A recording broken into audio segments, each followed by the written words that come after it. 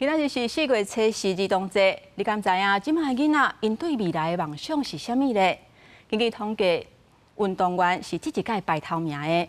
專家講，這甲這幾年咱的體育選手佇咧國際舞台有真出色的表現，有真大的關係。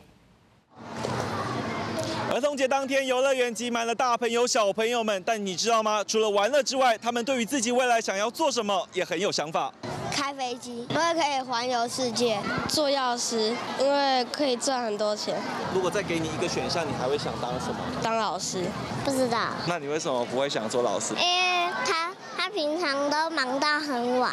有的囡仔是看到頭前的表演，在咧話講想要做超級英雄。因為根據國語日報社上新調查，小學生上喜歡的職業前3名有做直播的網絡紅人、電競選手、中學生是醫師、機械工程師，其中職業運動員更加是中小學生選的頭1名。專家講，這類囡仔用叫做數位原住民，網絡社群的接觸，也互因對着工作想象產生真大連結。對着無介意的職業，中小學生組前2名攏是政治，也有聯繫相關的工作，可能反映因對職業傳統死板的印象。不過特別的是，醫師卻是當時入選上介意甲上無介意行業前5名。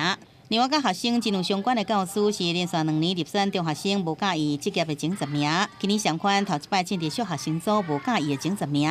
記者綜合報道。